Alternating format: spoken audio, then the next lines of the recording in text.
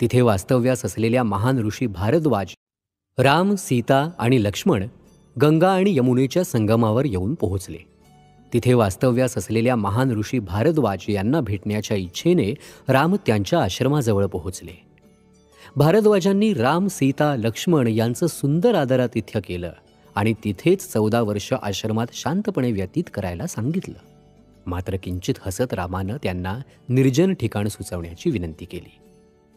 मग भारद्वाजांनी तिथून 60 मैलावर असलेल्या चित्रकूट पर्वतावर जाण्यास त्यांना सांगितलं. भारद्वाज ऋषींच्या आश्रमात एक रात्र राहिल्यानंतर निरोप घेऊन ते निघाले. राम, सीता आणि लक्ष्मण जिथे फळं, कंदमुळं, मधुर जल आणि मध यांची रेलचेल होती अशा चित्रकूट पर्वताजवळ पोहोचले. जेव्हा ते वाल्मिकी ऋषींच्या आश्रमाजवळ आले तेव्हा ऋषींनी त्यांचं आनंदानं स्वागत केलं आणि तिथे राहण्याची रामांना विनंती केली. लक्ष्मणांनी लाकडी फळ्यांच्या भिंती असलेल्या आणि शाकारलेल्या छपराचं एक सुंदर निवासस्थान तिथे तयार केलं. दरम्यान राम निघून गेल्यावर त्यांच्यावर लक्ष ठेवण्यासाठी राजा गुहांनी हेर पाठवले होते. जेव्हा त्या हेरांनी राम चित्रकूटाला जाऊन पोहोचण्याची बातमी पाठवली तेव्हा सुमंत रथावर चढले आणि अयोध्येकडे परतीच्या दुःखद प्रवासाची त्यांनी सुरुवात केली. 2 दिवसानंतर संध्याकाळच्या वेळी जेव्हा सुमंत अयोध्येला पोहोचले तेव्हा त्यांना सर्व नगरी जवळजवळ निर्जन झाल्यासारखी दिसली. सुमंतांच्या परतण्याची बातमी सर्वत्र पसरली. हजारो नागरिक रस्त्यावर आले आणि त्यांच्याकडून आपल्या प्रिय राजपुत्राची बातमी ऐकण्याच्या आशेने वाट पाहू लागले. त्यांच्या चौकशीला उत्तर देत सुमंत म्हणाले की गंगेच्या किनाऱ्यावर पोहोचल्यानंतर रामाने मला परत पाठवलं. त्यांच्या रक्षणार्थ मला पुढे येऊ न देता सीता आणि लक्ष्मणांसह राम पुढचा प्रवास वनातून पायीच करणार आहेत. भगवंत आता परत येणार नाहीत हे कळून चुकल्यावर सर्वजण दुःखी झाले. सुमंत शोकाकुल महाराज दशरथांना भेटण्यासाठी राजप्रासादात गेले. सुमंतांकडून रामाविषयी ऐकत असताना महाराजांची शुद्ध रामाच्या विरहाने हरपली. सुमंत काही बोलण्यापूर्वीच कौसल्या राणी महाराजांना म्हणाली, आपण आता का म्हणून शोक करत आहात? आपल्या पुत्राला निर्दयपणे वनात पाठवणारे आपणच आहात. तुमच्यासारखा पती मिळणं हे माझं दुर्भाग्य. स्त्रीचा आधार तिचा पती असतो, परंतु तुम्ही पूर्णपणे कैकईच्या नियंत्रणाखाली असल्याने मला आसराच उरलेला नाही. स्त्रीचा दुसरा आधार तिचा पुत्र असतो, परंतु मला त्याच्यापासून वेगळे करण्यात आल्यामुळे माझा सर्वनाश होईल. महाराज दशरथांची शुद्ध हरपली तेव्हा कौसल्येला कळलं की आपल्या शब्दाने आपल्या पतीला किती त्रास होतोय. तिचं हृदय द्रवलं. महाराज दशरथ रामांच्या स्मृतीमुळे पूर्णपणे दीन झाले होते. विरह वेदनेमुळे विलाप करत होते. अर्धी रात्र सरून गेली तेव्हा त्यांनी आपल्या मर्त्य शरीराचा त्याग केला. वसिष्ठांनी भरत आणि शत्रुघ्नाला अयोध्येला आणण्यासाठी दूत रवाना केले. भरताला इतकाच संदेश देण्यात आला की तुम्ही अयोध्येत उपस्थित असण्याची तातडीने गरज आहे. त्याच दरम्यान भरतानं एक भयानक स्वप्न पाहिलं होतं. अतिशय विचित्र अशा त्या स्वप्नामुळे त्याला अस्वस्थ वाटत होतं. त्यानं आपलं स्वप्न शत्रुघ्न आणि इतर मित्रांना सांगितलं.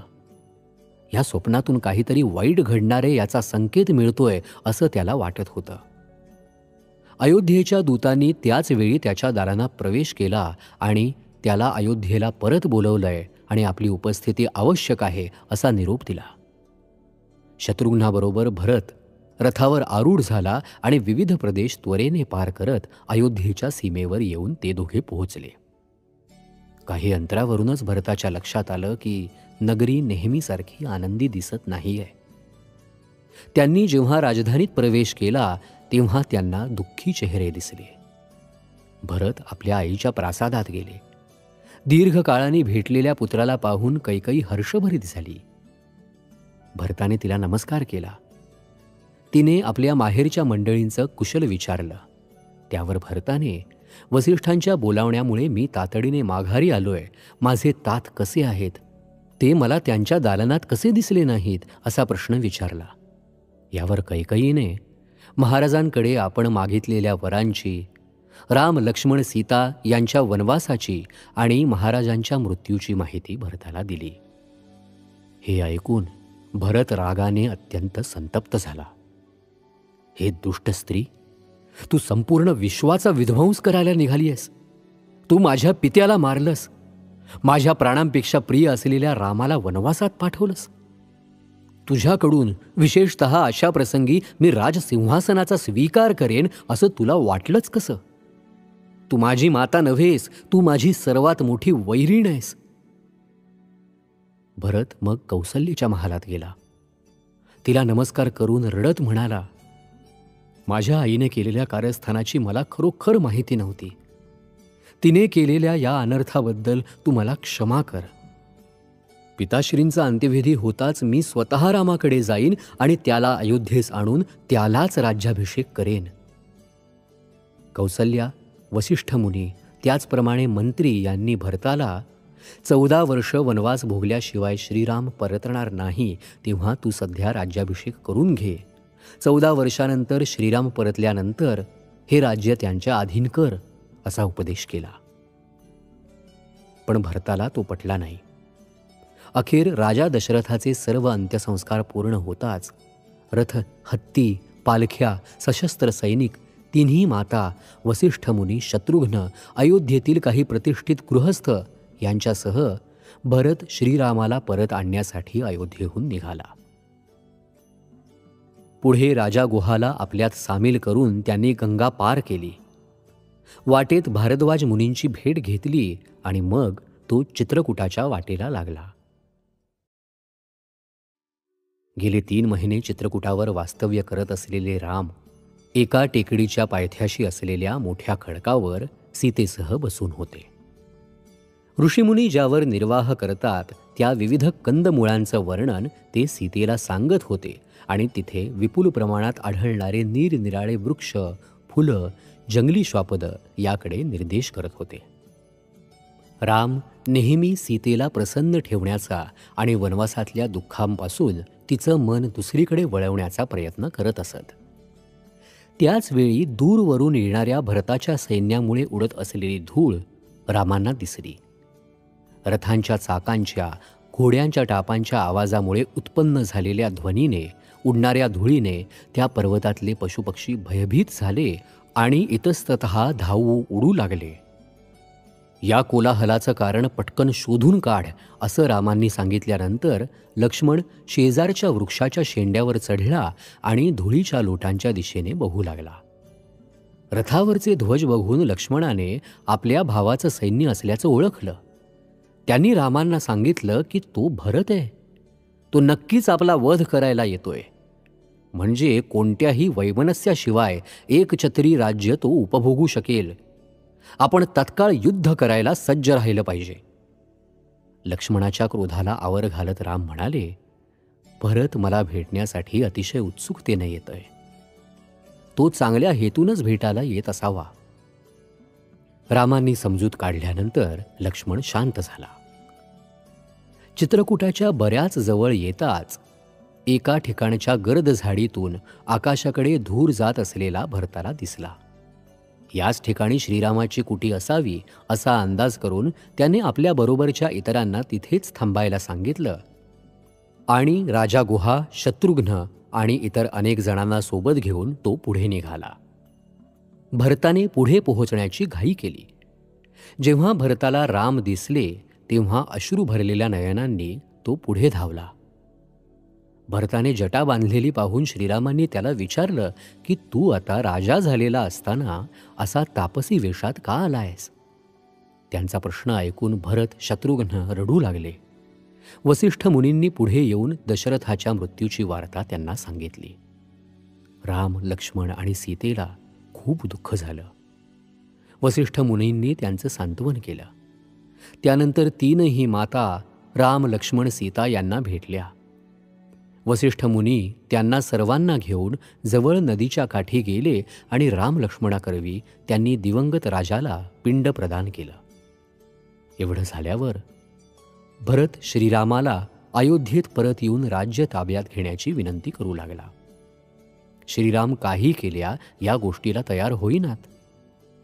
अखेर वसिष्ठांनी तोडगा काढला की राज्य रामाचंच, पण 14 वर्षांचा वनवास संपवून ते अयोध्येला परत येईपर्यंत त्यांचा प्रतिनिधी म्हणून भरतानं ते चालवावं. अखेर भरतानेही ते मान्य केलं. मात्र 14 वर्ष पूर्ण होतील त्या दिवशी सूर्यास्तापर्यंत श्रीराम जर अयोध्येला परतले नाहीत तर मी अग्निप्रवेश करून माझं जीवन संपवेन, असं भरताने सांगितलं. शेवटी श्रीरामांचं प्रतीक म्हणून त्यांच्या पादुका भरताने राजसिंहासनावर ठेवल्या. वेगवेगळी कामं वेगवेगळ्या मंत्र्यांवर सोपवली.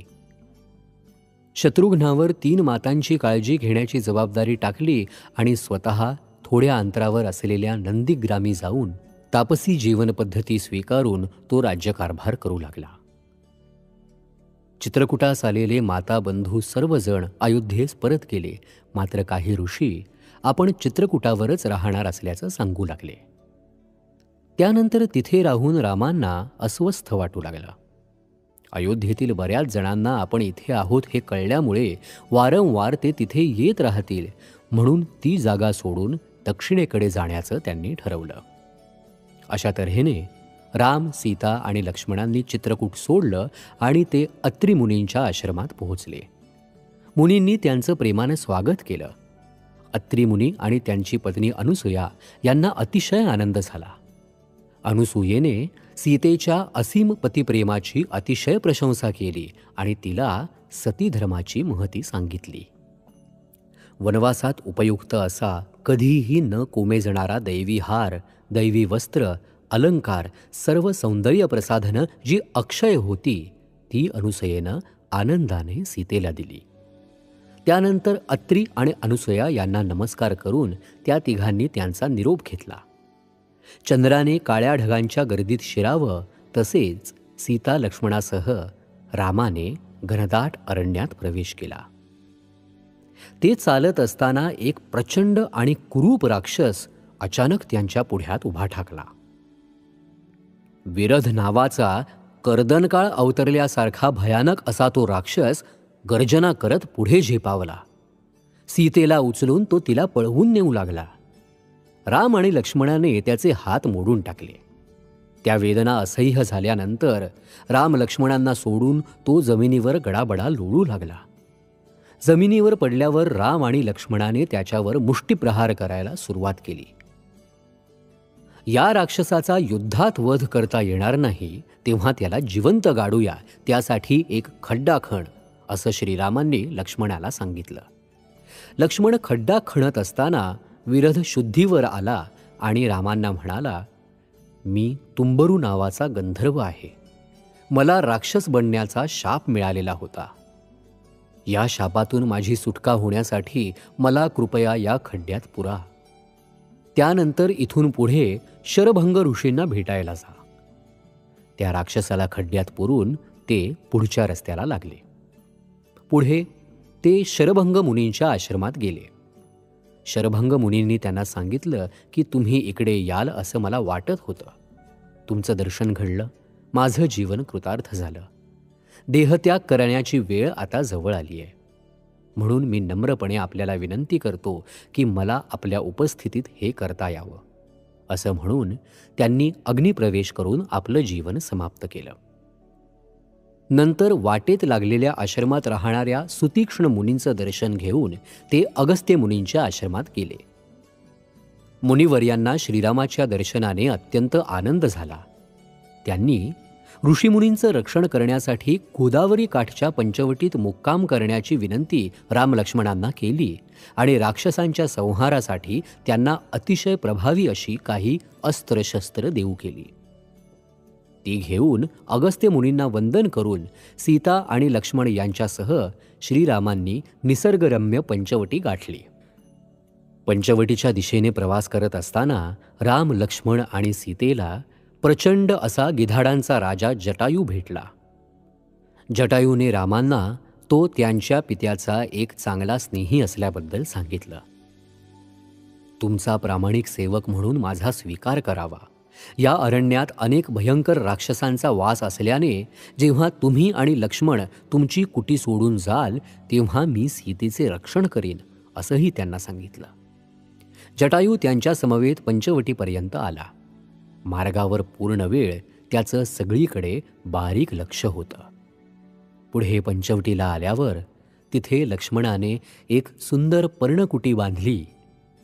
वनवासाचा उर्वरित काळ तिथेच घालवण्याचं श्रीरामांनी ठरवलं.